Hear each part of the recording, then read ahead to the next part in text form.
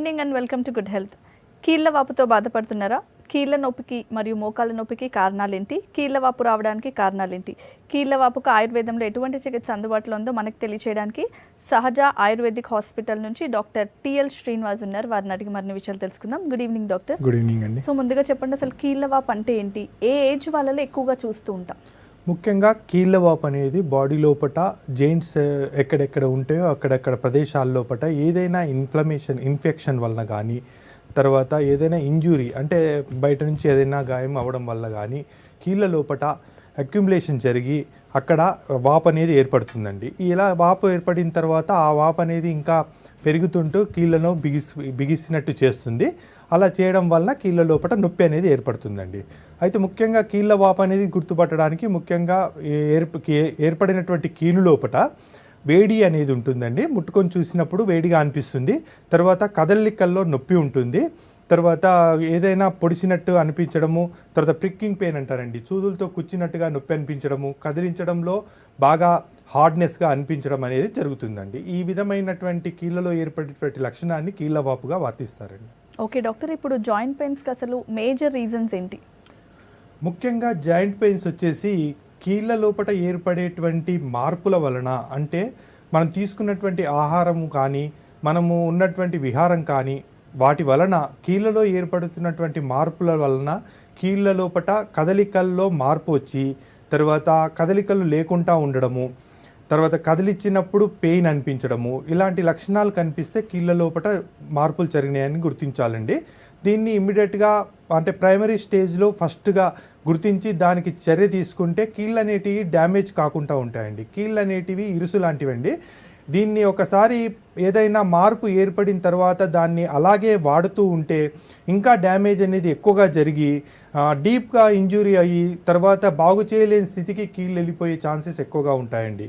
కాబట్టి ప్రైమరీ స్టేజ్లోనే కీళ్ళ వాపును కానీ, కీళ్ళ నొప్పిని కానీ, కీళ్ళ లోపల ఏదైనా జరిగిన కదలికలలో నొప్పి అనిపించినా ఇమ్మీడియట్గా డాక్టర్ని సంప్రదించి వాటిలో జరిగినటువంటి మార్పు ఏందో తెలుసుకొని దానికి ట్రీట్మెంట్ తీసుకుంటే ప్రైమరీ స్టేజ్లో కీళ్ళను బాగా ఈజీగా రక్షించుకోవచ్చండి. లేదంటే మొత్తం అవిటితనం వచ్చే ఛాన్సెస్ చాలా ఎక్కువగా ఉన్నాయండి.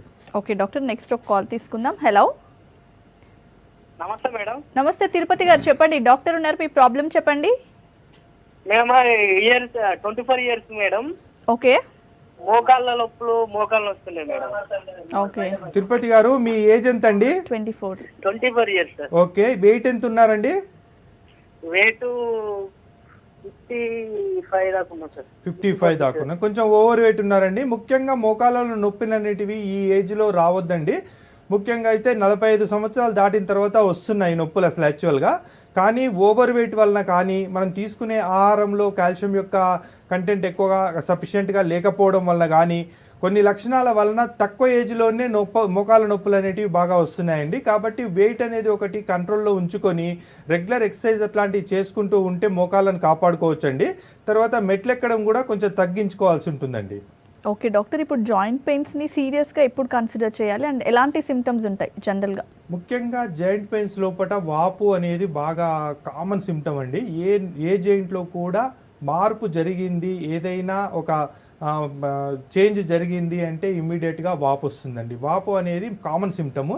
ఏ జాయింట్లో అయినా వాపు కనిపించినప్పుడు ఇమ్మీడియట్గా ఆ జాయింట్లో ఏదో ప్రమాదం జరిగింది, ఏదో చేంజ్ జరిగిందని గుర్తించి ఇమ్మీడియట్గా డాక్టర్ని కన్సల్ట్ అవ్వడం ఒకటి.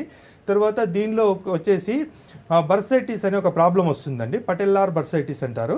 అయితే పటెల్లార్ బర్సైటిస్ అంటే పటెల్లా భాగంలో అంటే మోకాలి చిప్పకు ఆనుకొని ఉన్నటువంటి బర్సా అంటే షాక్ అబ్జర్వ్స్ అండి. షాక్ అబ్జర్వ్స్ లోపల ఏదైనా ఇన్ఫ్లమేషన్ కానీ, ఇన్ఫెక్షన్ కానీ వచ్చినప్పుడు వాపు అనేది జరుగుతుందండి.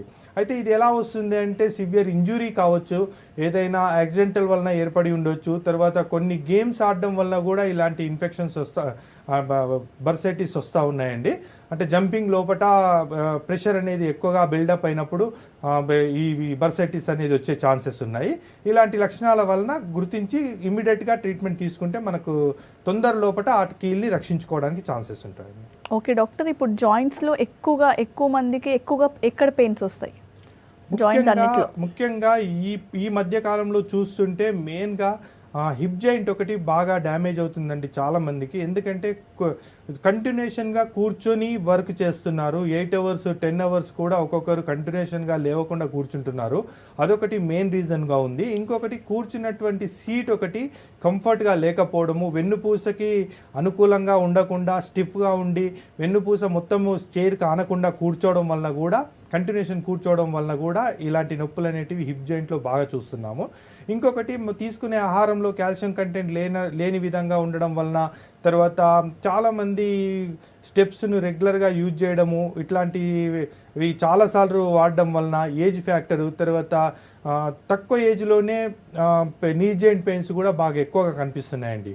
ముఖ్యంగా వచ్చేసి ఓవర్ వెయిట్ అనేది కూడా చాలా రీజన్గా ఉంది.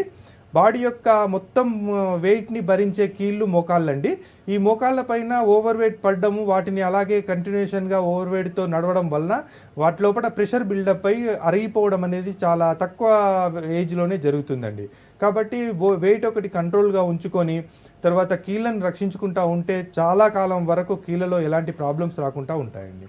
ఓకే డాక్టర్, ఇప్పుడు కీళ్ళ నొప్పులు అని తెలియగానే ఎలాంటి మేజర్ ఇన్వెస్టిగేషన్స్ చేయించుకోవాలి అసలు? ఫస్ట్ ముఖ్యంగా ఇన్వెస్టిగేషన్ విషయానికి వస్తే ముఖ్యంగా ఎక్స్రే ఒకటి బాగా అంటే బోన్స్కి సంబంధించిన ఏ ప్రాబ్లం వచ్చినా ఎక్స్రేలోనే మనకు డయాగ్నోసిస్ అవుతుందండి. ఎక్స్రే ఒకటి, ఎంఆర్ఐ ఒకటి, ఇలాంటి ఇన్వెస్టిగేషన్ వలన బోన్లో జరిగినటువంటి మార్పులు కానీ డ్యామేజ్ కానీ ఇవి అన్నిటికీ తెలుస్తున్నాయండి. కొన్ని రకాల బ్లడ్ టెస్టులు కూడా యూరిక్ యాసిడ్ లెవెల్స్ పెరిగినప్పుడు కూడా బోన్ డ్యామేజ్ అవుతుంది. వాటిని తెలుసుకోవడానికి బ్లడ్ టెస్టులు కూడా కొన్ని ఉన్నాయండి. ఓకే, నెక్స్ట్ ఒక కాల్ తీసుకుందాం. హలో హలో హలో, చెప్పండి లచ్చన్న గారు, డాక్టర్ ఉన్నారు, మీ డౌట్ ఏంటో అడగండి. ఇక్కడ కీళ్ళు వస్తున్నాయమ్మా, ఇక జబ్బగా. లచ్చన్న గారు చెప్పండి, ఎక్కడ? ఇక్కడ ఈ జబ్బని వస్తుంది మెడ భాగంలోనా? అవునవును. ఎన్ని రోజులైంది? మినిమం 1 month అవుతుంది. ఓకే, ఏమైనా బరువు తలపైన ఎక్కువగా లేపారా? అట్లాంటి బరువు ఏం లేపలేదండి. సరేనండి, ముఖ్యంగా మీరు చెప్తున్న లక్షణం వచ్చేసి స్పాండలైటిస్ కావచ్చు, సర్వైకల్ స్పాండలైటిస్ కావచ్చు. అయితే ముఖ్యంగా మీరు ఇప్పుడైతే తలదిండు పెద్దగా వేసుకునేది ఉంటే అది తీసేయండి. తలదిండు తీసేసి రెగ్యులర్గా పడుకొని చూడండి. ఇంకొకటి, హార్డ్ సర్ఫేస్ మీద అంటే స్మూత్గా ఉన్నటువంటి బెడ్ను అవాయిడ్ చేసి హార్డ్గా ఉన్న సర్ఫేస్ పైన పడుకొని ఉంటే మ్యాక్సిమం సర్వైకల్ స్పాండలైటిస్ అనేది సెట్ అవుతుందండి. అలా సెట్ కాని పక్షంలో ఒకసారి ఎక్స్రే లాంటివి తీసుకొని మమ్మల్ని కలవండి సార్, దాని గురించి కంప్లీట్గా నేను ట్రీట్మెంట్ చేస్తానండి. ఓకే డాక్టర్, ఇప్పుడు జాయింట్ పెయిన్స్ ఉన్న వాళ్ళు ఎలాంటి కేర్ తీసుకోవాలి డైలీ రొటీన్లో, and at the same time వాళ్ళ లైఫ్ స్టైల్ ఎలా ఉండాలి? ముఖ్యంగా జాయింట్ పెయిన్స్ ఉన్నవారు ఏ జాయింట్లో పెయిన్ అవుతుంది అనేది ముఖ్యంగా ఒక డయాగ్నోసిస్ అనేది చాలా ఇంపార్టెంట్ అండి. అంటే మెడల్లో అవుతుందా, నడుముల్లో అవుతుందా, మోకాల్లో అవుతుందా, మడిమెల్లో అవుతుందా? మెయిన్గా బిగ్ జాయింట్స్ అంటే ఈ 4 ప్లేస్లు అండి. బాడీ లోపల వచ్చేసి ఈ 4 జాయింట్స్ లోపల ఏ జాయింట్ ప్రాబ్లం అయినా కానీ అవిటితనము ఏర్పడే ఛాన్స్ ఉంది, అంటే కదలలేని స్థితి ఏర్పడే ఛాన్సెస్ ఉన్నాయి. కాబట్టి ఏ జాయింట్లో మెయిన్గా ప్రాబ్లం అయిందో గుర్తించాలి. తర్వాత రీజన్స్, ఒక్కొక్క జాయింట్కి ఒక్కొక్క రీజన్ ఉందండి. మెడలో వచ్చేసి మామూలుగా తలదిండు పెద్దగా వేసుకొని పడుకోవడము, తర్వాత తలని ఇష్టం వచ్చిన పొజిషన్లో పెట్టి, అంటే కొందరు సోఫాలో కూర్చొని అలాగే పడుకుంటారు, తర్వాత చైర్ల పైన కూర్చొని అలాగే టీవీ చూస్తూ అలాగే పడుకుంటారు. ఇలాంటి పొజిషన్ చేంజ్ అవ్వడం వలన బాడీ గ్రీవంలో అంటే మెడ లోపల పెయిన్స్ వస్తున్నాయండి. అంటే మెడ లోపల వచ్చేసి C1 నుంచి C7 అని సర్వైకల్ బోన్స్ ఉంటాయండి. ఈ సర్వైకల్ బోన్స్ లోపల ఎనీ చేంజెస్ రావడం వలన కానీ, ప్రెషర్ బిల్డప్ అవ్వడం వలన, కొంచెము ఏదైనా గుజ్జు లాంటివి తగ్గిపోవడం వలన కానీ, ఇలాంటి లక్షణాల వలన నర్వ్ ప్రెస్ అవుతుంది. దానివలన సిమ్టమ్స్ ఏంటి అంటే భుజాల్లో నొప్పి అనిపించడము, తర్వాత ఏ సైడ్ అయితే నర్వ్ ప్రెస్ అవుతుందో ఆ చేతి లోపల లాగినట్టుగా అనిపించడము, తర్వాత నమ్నెస్ అంటే తిమ్మిరిలాగా ఉండడము, తర్వాత చిన్న చిన్న జెర్క్స్ వచ్చినట్టు, కరెంట్ షాక్ లాగా వచ్చినట్టు ఉండడము, ఇవన్నీ లక్షణాలు కనిపిస్తాయండి. అలా వచ్చింది అంటే దాన్ని సర్వైకల్లో ఏదో నర్వ్ ప్రెస్ అవుతుంది అన్న దానిలాగా గుర్తించాలి. అలాగే నడుము లోపల నొప్పి వచ్చిందంటే లంబార్ రీజన్ లోపల అంటే ఏదైనా ఒక ప్రాబ్లం అంటే L1, L2, L3, L4 and L5, S1 ఈ జాయింట్ల లోపల ఎక్కడో ఒక దగ్గర ప్రెషర్ బిల్డప్ అవుతుంది. అంటే కూర్చునే సీట్ సరిగ్గా లేకపోవడం వలన కానీ, పడుకున్నప్పుడు హార్డ్ సర్ఫేస్ కాకుండా చాలా స్మూత్గా ఉన్నటువంటి బెడ్ యూజ్ చేయడం వలన దాని లోపల కదలికల లోపల నొప్పి వచ్చే ఛాన్సెస్ ఉన్నాయండి. ఇలా లంబార్ రీజన్లో వచ్చినటువంటి పెయిన్కి ఎక్కడ ప్రాబ్లం ఉందో తెలుసుకొని దానికి ట్రీట్మెంట్ చేయించుకోవాలి. అలాగే నీ జాయింట్లో కూడా పెయిన్ వస్తుంది. నీ జాయింట్లో పెయిన్ వచ్చేసి ముఖ్యంగా మెట్లు ఎక్కువగా ఎక్కే వారి లోపట, తర్వాత లాంగ్ రన్గా సైకిల్ తొక్కే వారి లోపట, తర్వాత ఎక్కువ దూరం వెయిట్లు పట్టుకొని నడిచే వారి లోపట, తర్వాత వీటి లోపట మెయిన్గా నీ జాయింట్ పెయిన్ ఏర్పడుతుంది. తర్వాత ఇంజురీస్ అండి, కొన్ని ప్రమాదాల వలన నీ జాయింట్లో గట్టిగా దెబ్బ తగలడం వలన, తర్వాత ఈ లిగమెంట్ టేర్ అవ్వడము, ఇరిగిపోవడము, ఇలాంటి లక్షణాల వలన కూడా నీ జాయింట్లో పెయిన్స్ వస్తున్నాయండి. వీటి వలన కూడా ఏ దాని వలన వచ్చిందో గుర్తించి దానికి ఇమీడియట్గా ట్రీట్మెంట్ చేసుకోవడము. తర్వాత టోలో కూడా నొప్పులు వస్తున్నాయండి. టోలో వాపు వస్తుంది, తరుణాస్థి శోధ అనే ఒక డిసీజ్ వస్తుందండి.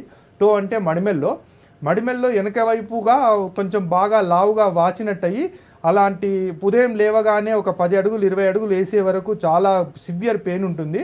10 అడుగులు వేసిన తర్వాత కొంచెం తగ్గిపోయినట్టు అనిపిస్తుంది, మళ్ళీ కూర్చొని లేస్తే మళ్ళీ నొప్పి అవుతుంది. ఇలాంటి సిమ్టమ్ టోలో కనిపిస్తుందండి. ఈ లక్షణం ఉంటే దాన్ని వాడుక భాషలో గుర్రమూతులు అని ఒక వాడుక భాషలో అంటూ ఉంటారు. దాన్ని తరుణాస్థి శోధ అని ఆయుర్వేద పరిభాషలో వాడతారండి.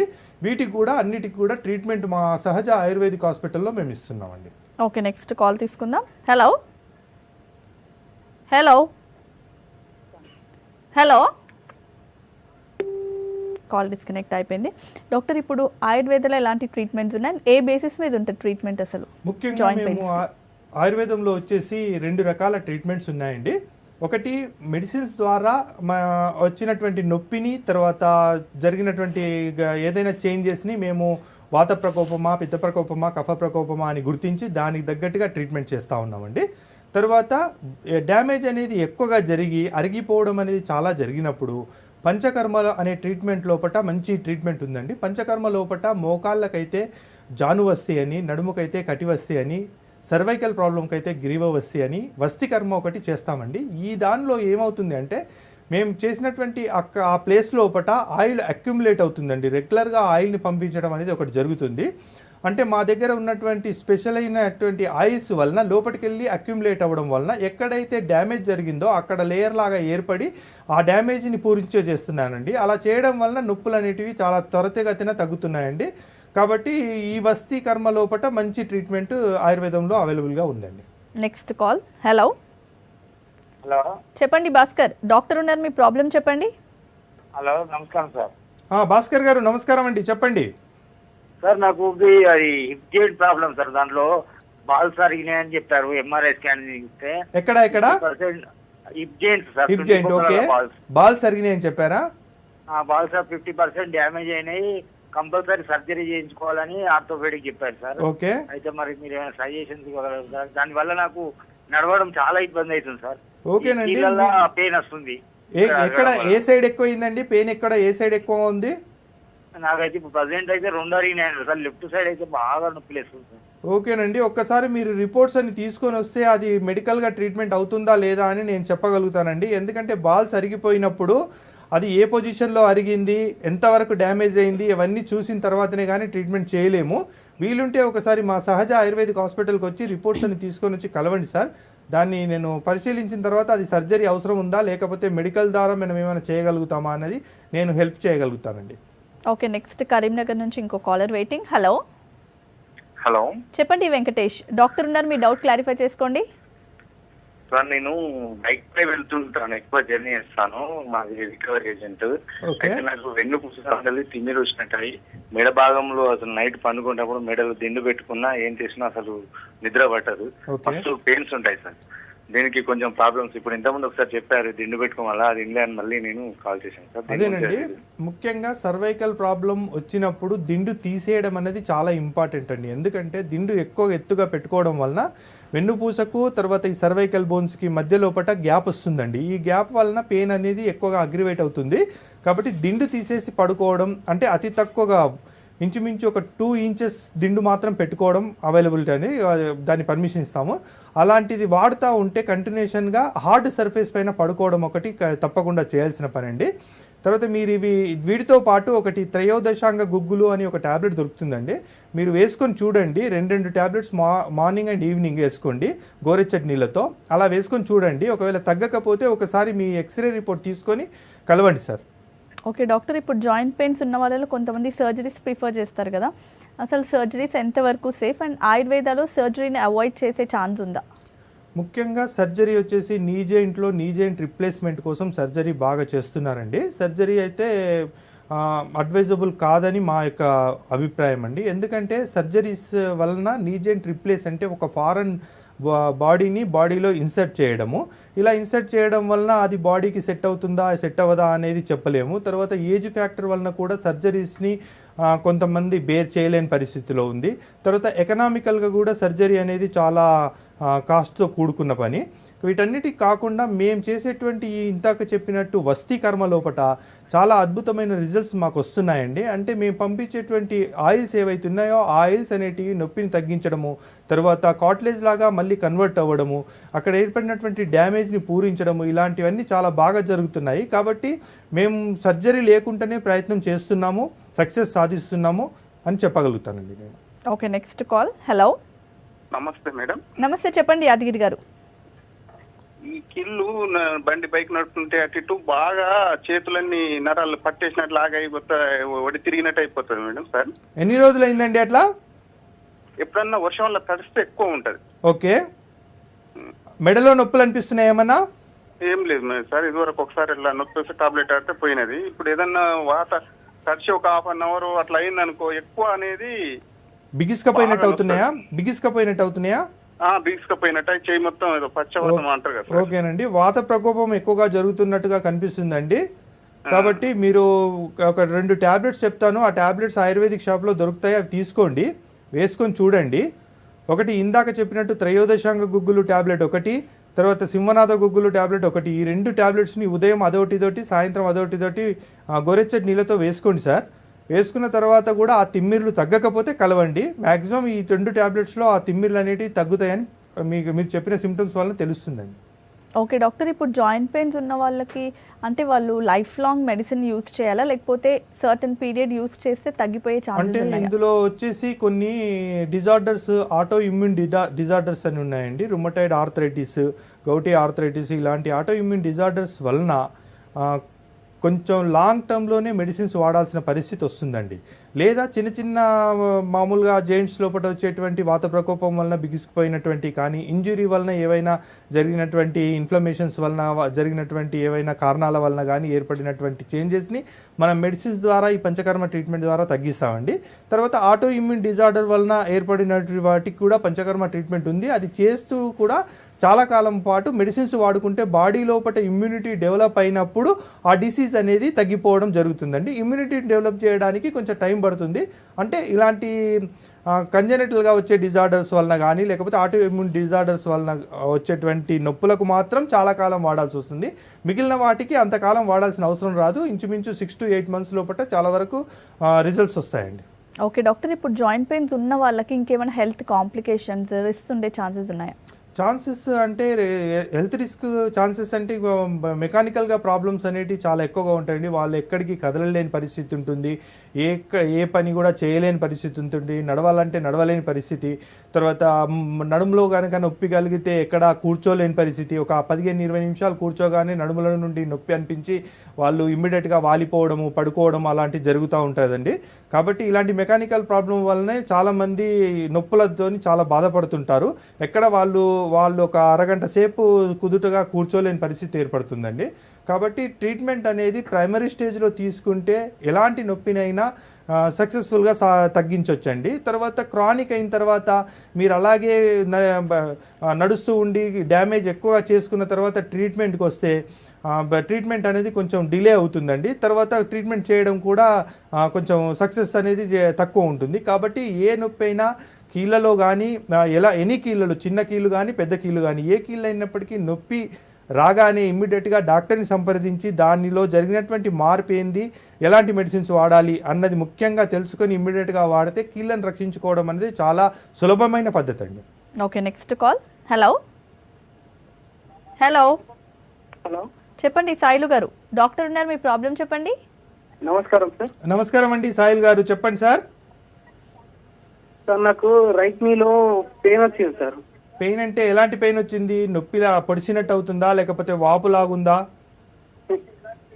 అయితే నేను కబడ్డీ ఆడతాను సార్. కబడ్డీ ఆడంగా ఒకసారి పడ్డాను.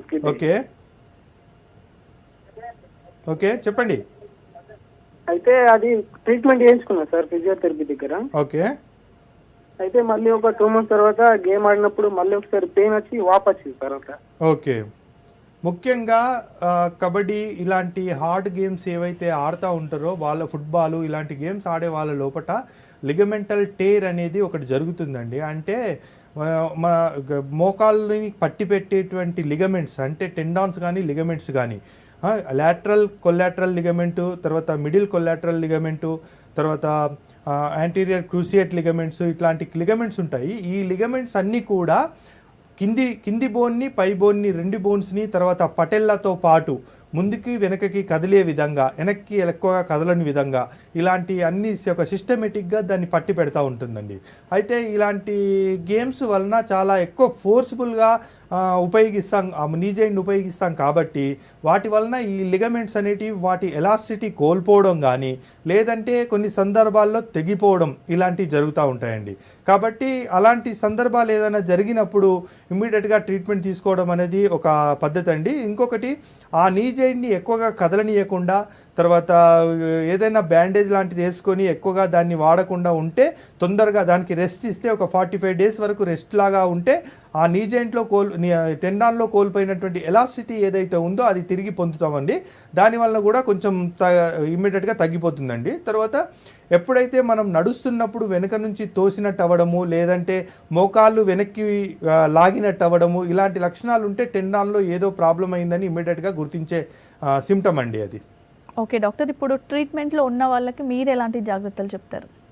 ముఖ్యంగా ఏ జాయింట్ అయినా ప్రాబ్లం అనిపించినప్పుడు ఇమ్మీడియట్గా డాక్టర్ని కలవడం అనేది చాలా ఇంపార్టెంట్ అండి. ఇంకోటి ఏంటంటే మన దేహం అనేది ఒక బండి లాంటిదండి. అలా ఎప్పుడైతే చిన్న ప్రాబ్లం ఉన్నప్పుడు మనం ఇమ్మీడియట్గా మెకానిక్ని కలిసి దాన్ని రెక్టిఫై చేసుకుంటే ఫర్దర్గా ప్రాబ్లం వెళ్ళదు. బాడీలో కూడా జెయింట్స్ అలాగే ఉంటాయండి. అయితే కాబట్టి తక్కువ పర్సెంటేజ్ అంటే ప్రైమరీ స్టేజ్ నొప్పి అనిపించగానో లేకపోతే ఏదైనా వాపులాగా అనిపించినప్పుడు తర్వాత కీళ్ళు ఏవైనా బిగుసుకపోయినట్టు అనిపించినప్పుడు ఇమ్మీడియట్గా డాక్టర్ని కలిసి అందులో జరిగినటువంటి మార్పు ఏందని తెలుసుకొని ఇమ్మీడియట్గా ట్రీట్మెంట్ తీసుకుంటే కీళ్ళని రక్షించుకోవడం చాలా సులభం. ఒకవేళ అలా అయినప్పటికీ కూడా వాటిని పట్టించుకోకుండా మన దినచర్యలన్నీ రెగ్యులర్గా చేస్తూ పోవడము తర్వాత మెట్లు అలాగే ఎక్కుతూ పోవడము ఇలాంటివన్నీ చేస్తూ ఉంటే ఆ కీళ్ళ లోపల డ్యామేజ్ అనేది ఎక్కువ అవుతుందండి. ఫస్ట్ స్టేజ్లో మీరు భరించే స్టేజ్లో ఉంటుంది కానీ తర్వాత అది భరించలేని స్టేజ్లోకి వెళ్ళిపోతుంది. అప్పుడు ట్రీట్మెంట్ చేయడం అనేది చాలా లాంగ్ ప్రాసెస్, తర్వాత సక్సెస్ రేట్ కూడా చాలా తక్కువగా ఉంటుందండి. కాబట్టి ప్రైమరీ స్టేజ్లో చూయించుకొని కీళ్ళను రక్షించుకుంటే ముసలితనం వచ్చే వరకు కూడా ఎలాంటి ప్రాబ్లం లేకుండా మనము జెంట్స్తో సర్వైవ్ కావచ్చండి. ఓకే, నెక్స్ట్ ఆనంద్ అనే కాలర్ వెయిట్ చేస్తున్నారు. హలో హలో, చెప్పండి ఆనంద్, డాక్టర్ ఉన్నారు, మీ ప్రాబ్లం చెప్పండి.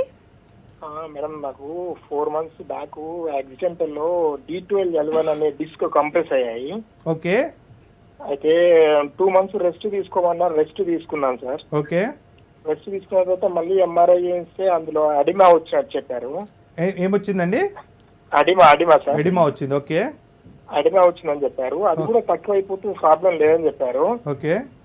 అదే కాకపోతే ఏంటంటే ఇప్పుడు మళ్ళీ డాక్టర్ని కన్సల్ట్ అవుతే ఏం లేదమ్మా నీకు తక్కువ అయిపోయింది, ఏం ప్రాబ్లం లేదు, మందులు కూడా వాడే అవసరం లేదు అని అన్నారు. ఓకే. కాకపోతే నాకు ఇక్కడ రైట్ సైడ్ నుంచి కొద్దిగా కింది భాగం నుంచి పెయిన్ వస్తుంది సార్. అంటే ఎలాంటి ఇట్లా లాగినట్టుగా పెయిన్ వస్తుందా? లాగినట్టుగా పెయిన్ వస్తుంది. తిమ్మిరి వచ్చినట్టు అనిపిస్తుందా? తిమ్ముర్లు వస్తున్నాయి సార్, రాత్రిపూట కాలుకు తిమ్ముర్లు వస్తున్నాయి. అదేనండి, అంటే ఇంకా మీకు అక్కడ నర్వ్ అనేది ప్రెస్ అవుతుంది. ఎప్పుడైతే ఆ డ్యామేజ్ జరిగి బయటకు వచ్చినటువంటి కార్టిలేజ్ ఏదైతే ఉందో అది నర్వ్ను ప్రెస్ చేస్తూ ఉందండి. అలాంటి ప్రెస్ చేసినప్పుడు ఆ పెయిన్ అనేది కాళ్ళ లోపల తిమ్మిరిలాగా కానీ చిన్న జెర్క్స్ వచ్చినట్టు కరెంట్ షాక్ లాగా ఉండడం కానీ ఉంటుంది. అలాంటి సిమ్టమ్స్ ఏవైనా ఉంటే దానికి ట్రీట్మెంట్ తీసుకోవాల్సి ఉంటుందండి. మా దగ్గర పంచకర్మ ట్రీట్మెంట్ లోపల కటివస్తి అనే ట్రీట్మెంట్ ఒకటి మీకు చాలా బాగా ఉపయోగపడుతుంది. ఒక్కసారి మీ రిపోర్ట్స్ అన్ని తీసుకొని సహజ ఆయుర్వేదిక్ హాస్పిటల్కి వచ్చి కలవండి సార్. ఓకే డాక్టర్, ఇప్పుడు నీ ప్రాబ్లమ్స్ ఉన్న వాళ్ళకి కార్టిలేజ్ అరిగిపోవడం అంతా జరుగుతుంది కదా, సో అలాంటి వాళ్ళకి ఎలాంటి సొల్యూషన్ ఉంది?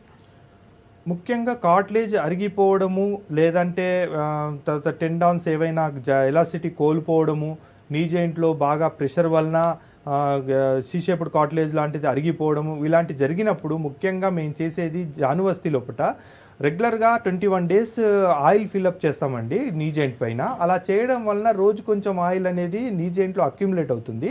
ఈ ఆయిల్కు ఉన్నటువంటి అంటే స్పెషలైజేషన్ మెడికేటెడ్ ఆయిల్ ఉంటుందండి మా దగ్గర.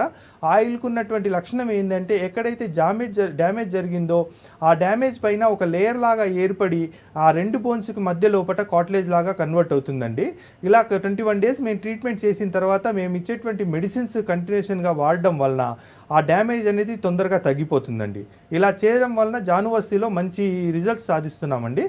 కాబట్టి ఎవరైనా అలాంటి ప్రాబ్లం ఉంటే ఇమీడియట్గా కన్సల్ట్ అయ్యి దాన్ని ట్రీట్మెంట్ చేయించుకుంటే చాలా బెనిఫిటబుల్గా ఉంటుందండి. ఎందుకంటే మోకాళ్ళు అనేటివి నడవలేని పరిస్థితి ఏర్పడితే జీవితంలో మొత్తం అవిటితనం వచ్చేసి ఎలాంటి కార్యక్రమాలు కూడా చేయలేని పరిస్థితికి వెళ్ళిపోయే ఛాన్సెస్ ఎక్కువగా ఉన్నాయండి. ఓకే డాక్టర్, ఇప్పుడు డిస్క్ ప్రాబ్లమ్స్ ఎవరిలో ఎక్కువగా చూస్తాం అండ్ మెయిన్ రీజన్స్ ఏంటి? డిస్క్ ప్రాబ్లం అనేది నడుములో మెయిన్గా వచ్చేసి కంటిన్యూషన్ కూర్చొని వర్క్ చేసి లేవకుండా 10 అవర్స్ 8 అవర్స్ అలా కూర్చొని వర్క్ చేయడము, తర్వాత ఇందాక చెప్పినట్టు హార్డ్ సర్ఫేస్ కాకుండా వెరీ స్మూత్ బెడ్ పైన రెగ్యులర్గా పడుకోవడము, ఇలాంటి చేసే వారి లోపల ఈ డిస్క్ ప్రాబ్లమ్స్ అనేటివి వస్తూ ఉండేది. డిస్క్ అంటే వెన్నుపూస లోపల ప్రతి బోన్కి మధ్య లోపల ఒక స్మూత్ బోన్ ఉంటుందండి. ఈ బోన్నే డిస్క్ అంటారండి. అయితే పైనుంచి వచ్చి కింద వరకు ఉన్నటువంటి అన్ని డిస్కుల లోపల మనం కూర్చోవడము నిలబడడం లోపల పై బోన్ కింది బోన్ తగలకుండా ఈ డిస్క్ అనేది కాపాడుతూ ఉంటుంది. ఎప్పుడైతే డ్యామేజ్ జరిగిందో ఆ డిస్క్లో నుండి జెల్ అనేది బయటకు వెళ్ళిపోవడం వలన ఆ పై బోన్ కింది బోన్ అనేది టచ్ అయ్యి మధ్యలో ఉన్నటువంటి నర్వ్స్ని ప్రెస్ చేస్తాయండి. దానివల్ల పెయిన్ స్టార్ట్ అవుతుంది. కాబట్టి డిస్కులు ఎక్కడైతే అరిగిపోయినాయో వాటిని ఇమ్మీడియట్గా ట్రీట్మెంట్ ద్వారా సరి చేసుకోవచ్చండి. Okay doctor, thank you so much joint pains గురించి చెప్పినందుకు. ఇది ఇవాల్టి good health. Keep watching V6 news.